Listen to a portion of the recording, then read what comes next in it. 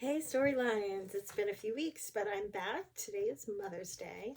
And on Mother's Day, I like to try and choose something that I want to do that is just a treat for me, something that I want to do for me time. And I thought I haven't done a Storylines story in a while, and that is what I want to do on my Mother's Day. Kind of fitting that I choose to read a children's story on Mother's Day, as if I were reading to my own small children. My kids are all big now. My youngest is 16. I have 4 children. Um, but this is just actually a pretty fitting story for Mother's Day because being a mother is not the easy life. And this is about a group of monkeys that think that their life is not the easy life and they want to look for the easy life. So let's find out about their little adventures and find out that sometimes the easy life isn't the best life.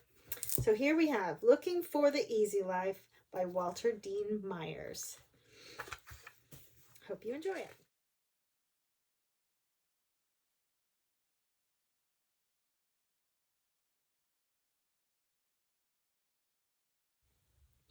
Looking for the Easy Life by Walter Dean Myers, illustrated by Lee Harper. Life was pretty good on Monkey Island. Yes, it was. The sun was shining most of the time. The fruit on the trees was sweet and juicy, and all day long the monkeys sat around talking their monkey talk and enjoying their big-time monkey dreams. I want every monkey on this island to live good, Freddie said, and one day this whole island will be nothing but a monkey paradise. Freddie was the chief monkey and the hardest working monkey on the island. Anything that needed to be done, Freddie would get right on it and get it done. Yes, he would. But then trouble came. Oswego Pete, who was one slick monkey, looked Freddie in the eye and challenged him for the chief monkeydom. Good is okay, Oswego Pete said, but if I become chief monkey, I will lead us to the easy life, where a monkey don't have to work hard for nothing. All we will have to do is lay back and relax. That sounds good to me, said Drusilla, who was the monkey upon whom Oswego Pete was sweet. I'm tired of having to stretch all out of shape just to get a banana. And none of the monkeys around here are rich enough to bring the easy life to us, said Betty Lou. She was Drusilla's best friend, even though she was known to have flirty eyes. I think things are just fine, said Beauregard, who was the best-looking monkey on the island. I don't see nobody walking around here with their belly pinched. That is true as far as it goes, Oswego Pete said, but it don't go far enough, and it ain't the easy life. I will show you the easy life, and then everybody can vote for who they want to be chief monkey. Is that fair? Freddie? Freddie said, and even though he did not like it one bit. Where is the easy life around here? Drusilla asked. It's got to be over where the lions live, Oswego Pete said. I ain't never seen a lion doing no hard work. So the monkeys packed up the lunch and traveled over toward where the high grass grew at the foot of a mountain. They were just about ready to settle down for the night when they heard a loud roar. Child, don't let that be no lion, Betty Lou said. You know how unsociable them things get. Which was true. They heard the roar again. And what's more, they smelled some lion stink just before a big-head lion come busting through the brush. Hey, lion, why you making all that noise? Oswego Pete asked. I want something to eat, the lion roared, and I think I see some monkeys on the menu. That lion was as unsociable as Betty Lou said. He started chasing them monkeys faster than the devil could blink his left eye. He was biting and scratching as he ran, while Betty Lou and Drusilla were screaming and screeching. Freddie and Beauregard were running and jumping. Oswego Pete was halfway up a tree when that lion chomped down on his tail and bit the end of it right off. It was a pitiful sight. 3 of them monkeys was up in the trees and 2 were hiding in the bushes. The lion sat on a branch below them, chuckling, with the piece of Oswego Pete's tail hanging out his mouth. Lion, be a cool cat and throw the end of my tail on up here, Oswego Pete said. I had to run after you and catch you, the lion said. I ain't giving up no tail. The 5 monkey friends stayed there, shivering and shaking, until the moon came up and the lion went off to mess with his girlfriend. Then all 5 monkeys, one with a piece of his tail gone, slunk off. Where are we going now? Drusilla asked. I'm hungry. I sure wish I had me a rich monkey to take me away from all this, Betty Lou said. We need to go on home, Freddie said. I'm in no mood to be a lion's dinner. Amen to that, Beauregard said, slapping him 5. But Oswego Pete didn't want to hear it. We're going down to the seaside, Oswego Pete said. Fish know how to live the easy life. They just swim around all day, float when they want to, and play on the waves. If they get hungry, they just open them fish mouths and eat whatever floats in. Sounds good to me, Drusilla said. Should have gone there first, Betty Lou said. The monkeys went on down to the seaside. Freddie said he was going to take him a swim. He went into the water, followed by Beauregard, Oswego Pete, and the 2 lady monkeys. They swam around for a while, and then they hooked their tails together and floated in the big lazy circle. It was sure nice, and they were all grinning. But after a while, they heard a splashing in the water. Child, don't let that be no shark, Betty Lou called out. Them things is mean as they want to be. They heard the splashing again, and to make things even worse, they started to smell some shark stink. Hey, shark, what do you want with your beady-eyed self? Oswego Pete called. And how come you ain't got no lips?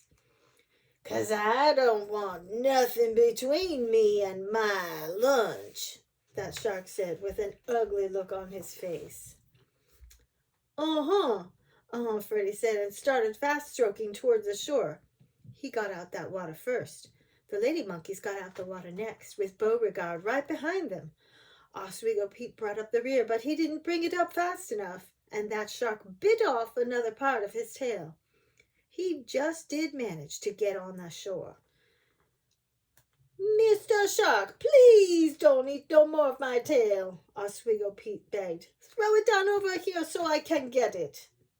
Your tail is nothing but a snack, but I worked for it, Shark said. Come on back into the water and we can talk about it some more. Oswego Pete knew better than that. He just gave that shark a hard look and flicked a booger at him. This easy life is going to get us killed, Betty Lou said. And it's not getting us fed, Drusilla said. Freddie didn't have us running around for our lives, Beauregard said. Ain't that right? Freddie. It sure is, Freddie said. Oswego Pete, if you can't put no food on the table, you got to find yourself somebody else to monkey around with, Drusilla said. Now that hurt Oswego Pete right down to his monkey heart. He knew he had to do something quick. He thought, and then he figured out what they were doing wrong. We need to find some place where they live in the easy life and don't eat monkeys, he said. That's how come Oswego Pete led them over to the river where some hip-hop hippos lived. You're hippos. We are looking to live the easy life, Oswego Pete said, and we see that you are definitely doing just that. Hey up and hey low, that's all good, bro, one hip-hop hippo said. You the funky monkeys we've been looking for. We need somebody to hold the umbrellas and keep the sun out our eyes. And you can take all the food you want from the hip-hop hippo restaurant. That sounds really easy, Betty Lou said. The hippo stroll is the way we roll, the hip-hop hippo said. We rap and we nap, then we nap and we rap, and we do it all with soul.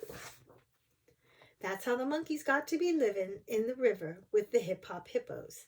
Each one sat on the back of a hippo and held an umbrella to keep the sun out of the hippo's eyes. Sometimes they sipped iced tea or just tapped their feet to the rapping hippo's beat.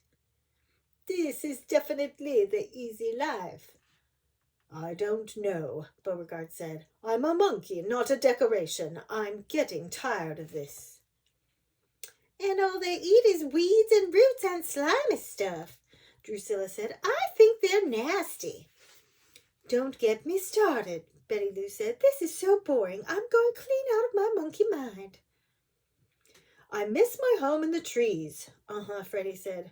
I'm going back home. But we ain't working hard, Oswego Pete said. This is the easy life. That it is, said Freddie, but it's not the life for no self-respecting monkey. I got some big-time monkey dreams I need to get back to, not hip-hop hippo dreams. I want us all to live good, and I'm ready to do what we need to do to get what I think is due us.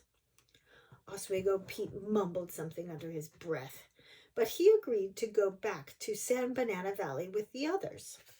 With that, the 5 monkeys packed up their stuff and began the happy trip to their side of the island. I think we should keep Freddie as the chief monkey, Beauregard said, giving Freddie a high five. They had a vote on it by lifting their tails, and Freddie won by 4 1/4 tails.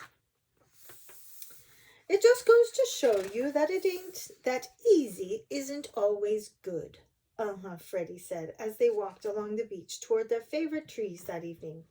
And a little work ain't always bad.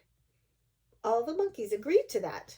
Betty Lou didn't say nothing much, but she was looking hard over at Beauregard and thinking maybe she would just settle for a good-looking monkey. The end. Story lions, look in a book, you'll see one there.